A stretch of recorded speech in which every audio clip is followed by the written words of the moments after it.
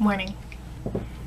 We're doing a get ready with me, but also kind of like a talk because a lot of stuff has happened within the music world that I kind of want to get into. So let's start this and we'll see how much I actually have to say. So maybe it'll just turn into a regular get ready with me. But first thing, Bring Me the Horizon's album came out yesterday. What are we thinking? I mean, the last release of theirs that I really liked was Step Eternal, but I don't want to compare this one to Step Eternal because it's such different music. By the way, I already washed my face and everything. I'm going in with Origins Ginseng for moisturizer, and my hair is drying and it's very curly, so it's going to be in my face all the time. But I listened to it. It does not sound like Bring Me the Horizon that I listened to when I was a teenager, and I don't think that's a bad thing at all. I really like the new direction. I think it's a lot of fun. It's very 1975-ish, and I don't know if I actually want to describe them that way because I feel like everyone is describing bands saying that they're like the 1975, but I mean, to the 1975's credit, they did do a lot of shit first. But everyone is inspired by something. The one thing I actually feel like I should say, I never finished the album. I'm one of those people where when I listen to a new album, I want to be able to listen to it all the way through, and then I kind of pick and choose songs that I like from it, and then I'll just listen to those. I can never really, it's very rare that I listen to an album all the way through forever. I usually just pick songs. Sorry, I paused to make sure I was recording. So, Eye Cream is the Origins Ginseng whatever. I got it as a Christmas present. I always don't know what to say because I don't celebrate Christmas. I'm Jewish, but we don't really celebrate Hanukkah either. So a holiday present. And so I have like a little set, and I actually really love it because I'm very bad with choosing makeup and skincare. It's so hit or miss for me because I have no idea what like my skin type is. I think I'm like a normal, but I switch between climates all the time because I go from like LA to Philadelphia to New York to LA to back to Philadelphia. It's a lot, and my skin is paying the price. So to find something that I really like, and I really like this, so 10 out of 10 recommend. Back to the music. Yeah, I didn't finish it. I need to, so it's like, how am I giving my opinion? But I listened on Spotify, and I don't know if they do this on Apple Music because I don't use Apple Music because get Spotify. So they have the visuals whenever you play the album, and it's really fucking sick. Obviously they had a huge budget for this. I don't know what label they're on. I know they're on Epitaph because I used to work there. Are they Warner Brothers? I'm actually gonna look this up really fast. But whatever it is, they gave them a huge fucking budget, dude. Bring Me the Horizon. Sony Music RCA. So it's, okay, wait, they actually have, what label are they on? It looks like they've been with a lot. It's Columbia. I think of Sony. I should fucking know that. But if they're with Sony, they have a huge fucking budget, and you can tell by what they're doing on Spotify. It's fucking crazy. I don't know any artist that's done that. I'm sure there has been, like, huge pop or like hip hop artists, which I don't listen to often. I have nothing against them, but it's very rare for me to listen to new music too, because that's just, I don't know, you would think, but if you talk to any like music industry professional, a lot of them will be like, I don't know the last new thing I listened to, unless they're like A&R or something. I listen to a lot of like business podcasts and stuff because I'm boring, or the same like 5 albums. SPF 40. It's also a tinted moisturizer. I need a new sunscreen. Sorry, it's been so cold, I forgot the word sunscreen. But If anyone knows any good like everyday sunscreens, please let me know, because I cannot find a good one to save my life. I heard Supergoop was good, but it's also kind of expensive, but I feel like I kind of need to bite the bullet and just get it because everyone's telling me it's amazing. I tried this one, and I don't think it's like an everyday sunscreen. I think it's just like a regular sunscreen because it's very thick. It smells good though. Excuse me. I keep going back and forth, but it's okay because such is my life. But what's everyone's favorite song on the Bring Me the Horizon album? I like Mantra, and I don't want to say it's my favorite, not because it's like a single from it, but I don't know. I also liked In the Dark. I thought that one was really good, even though the visual for that one like wasn't really there. The one with Grimes, that visual was fucking amazing. I just want it behind me all the time. So that's my thoughts on Bring Me the Horizon. Let me know what everyone is thinking, because I'm actually very curious. I know a lot of like pop punk OG Bring Me the Horizon fans are not happy with it because it's like not like no one's screaming in my face, you know, which I typically enjoy, but it's good music, and I don't think anyone could deny that they worked very fucking hard on this. They did an amazing job in kind of changing their direction, because I mean, you hadn't heard from them in a long time, and then suddenly they came back, and they came back fucking hard. So total props for Bring Me the Horizon. I think they have a long career ahead of them, even longer than it already has been. Like, as you can tell, they've been on like multiple labels. When they were on Epitaph, they were like a lot fucking harder, and now they're with Sony, and like they're definitely playing into what the world wants and needs right now, which I think is super smart for an artist. But at the same time, they're kind of keeping their personas. Like, they're still, you look at them and you still see like, oh, that's a very like punk dark band, but then you listen to the music and it's like, oh, but they're like making it for the masses. I think it's very smart. That's from like a professional point of view, because I'm also looking at it from like a industry point of view other than just like a fan's point of view. And whoever is doing their marketing for them, I don't know if it's their manager, I don't know if they have an art director, which I wouldn't be surprised, because everything they're doing looks amazing. It's very, like, I'm going to compare it to the 1975 again. Every single thing is each thing they put out there in terms of like Instagram or like visuals or whatever can hold its own, but when you put it all together, it's very obviously the same thing. And I think that's a very, very hard thing to do in terms of like not just visuals, but like an overall like feel and sound, and I think they did it very, very well. So that's my thoughts on Bring Me the Horizon. I'm very, very curious to know what you think, because I am like obviously looking at other things, because a lot of people are just be like, oh yeah, the music sucks. I think the music's very good. It's something I could put on, it's something I could listen to, and I kind of want to see them live now, I'm not gonna lie. But I've actually never seen Bring Me the Horizon in real life.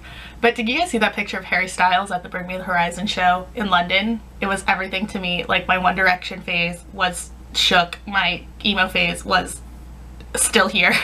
But yeah. Moving on to Eyes. And because we're moving on to Eyes, let's change bands. Fever 333 also just put out an album. I never listened to Fever 333. They have a Grammy nomination right now. It's for Song, I believe. I don't know which one it was. I don't know. I'm sure it's on the current album. By the way, Swimmers also put out new music, and they announced a new album, and I'm very excited about it. I love Swimmers so much. Please go listen. That's it. But Fever 333, I listened to the whole album. It's kind of, I want to compare it to Linkin Park. Just because it does have like the rap elements, and lyrically it's fantastic. But I don't want to say it's like as hard as Linkin Park. Yeah, I don't know the background of Fever 333. I feel like if I did, I feel like I'm talking about shit I shouldn't even talk about, but I'm just curious to hear everyone else's opinions. Because I feel like they're a relatively unknown-ish band. Like, people don't know the name, but maybe they'll know the music. And they're up for a fucking Grammy, which is crazy. The rapping is good. It's very, very good. Like I said, lyricism is very good. By the way, I'm going in with Modern Renaissance because I'm late to the game and I still like this palette. And I use my fingers because I'm lazy and it's a very nonchalant day. But I still want to wear makeup because it makes me feel like my life is together. I think I really like the cover of the album, and it's one of those albums that makes me feel like really badass when I'm listening to it and walking down the street. By the way, if I'm doing something like wrong in my like makeup routine, it's like, don't pull on your eyes like that, or like stop like using your fingers, or like, I am not gonna get offended. Like, please let me know if I'm doing something wrong, as long as you're saying it in like a nice like, hey, maybe don't do that. But if you're like, you're a fucking idiot like that, I'm not gonna listen to that because I don't need that in my life. But yeah, if you have any tips, please let me know. I will read them and I will listen because I don't know, I'm listening to other people. I'm going in with the raw sienna, which is like a brown orangey color. I don't know, I think that like burnt oranges look good on green eyes, right? That's what I like read somewhere, and I'm like, I like orange, so I've just kind of kept doing it. And also purples, but I feel like purple is really hard to make like casual, so if anyone has like a good purple eyeshadow color. I'm also very, very bad at eyeliner, so I don't put eyeliner on. That's just the way the world works. Yeah, if you're a fan of Linkin Park, I would listen to Fever 333. Their songs are very catchy, and it's something that gets stuck in your head. Like, even though they have like the hip-hop like rap elements of it, like the choruses and everything themselves are super catchy, and I feel like it's something that can kind of put off a lot of like music snobs, because it's like, oh, they're using like very basic like musical tropes, like it's super unoriginal, blah blah. I think it's really fucking good, and it makes me feel badass when I listen to it, so I have no complaints about it. And yeah, so Fever 333, Bring Me the Horizon. Who else put out new music? I already talked about Swimmers, but I'll love Swimmers forever, so please listen to Swimmers. Bad Sons, this is kind of old news, but they also signed to Warner Brothers, which is great. I love Bad Sons. I think they're from the Valley, and I'm from the Valley, so I obviously really love them. And also, this is unofficial, but I'm going with the story. By the way, this is Ulta Beauty Legendary Lashes. It's like $10, and it's the best mascara I've ever found, ever. I also like Better Than Sex, but it's not as good as this. So when Bad Signs signed to Epitaph, I think I had a role in it. I'm gonna go with it, even though it's like totally untrue. But when I interned at Epitaph, we got like these little things, and it was basically like, hey, like, we want to get to know you and like your music tastes and everything.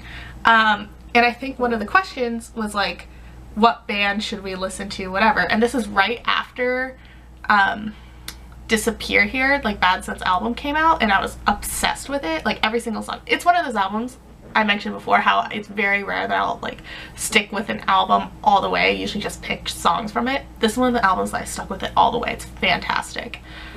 So I put, oh, you should listen to Bad Sons. And what happened next? They got signed to Epitaph. I think I had a role in it. Probably not true, but I'm gonna keep telling people that, because like the timing of like signings take a very long time.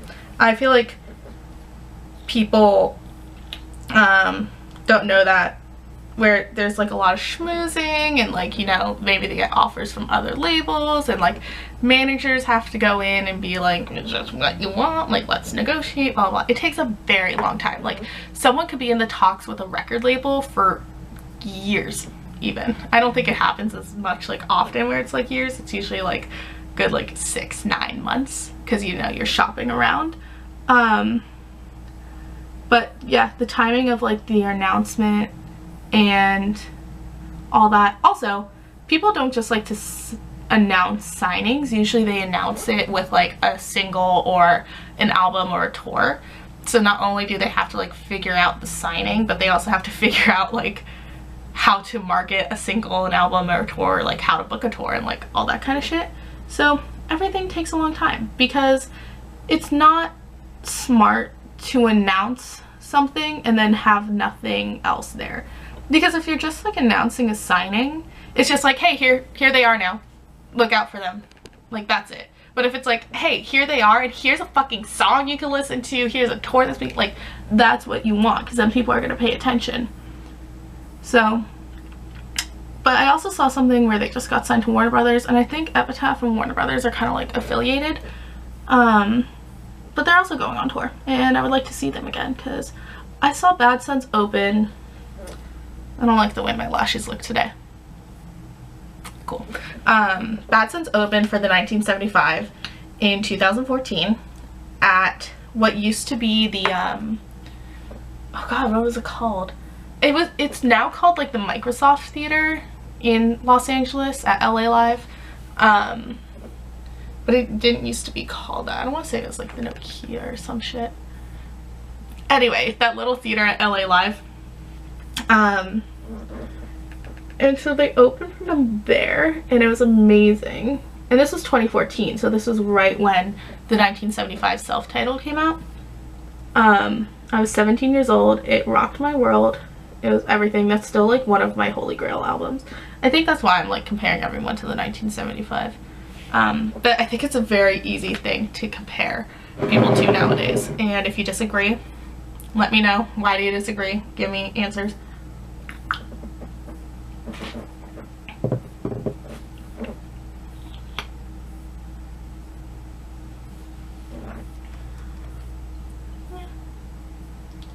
So that's, if anyone's interested in like knowing how like the signing process and stuff works, I can make a video about it.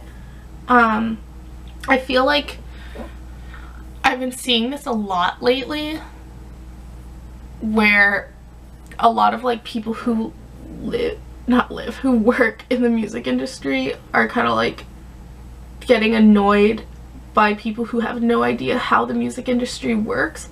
And I don't think that's necessarily fair because from the outside, like, it looks pretty plain and simple, but like from the inside you realize that no one knows what the fuck they're doing and everything's complicated. Like, I think there's a tweet by some rapper.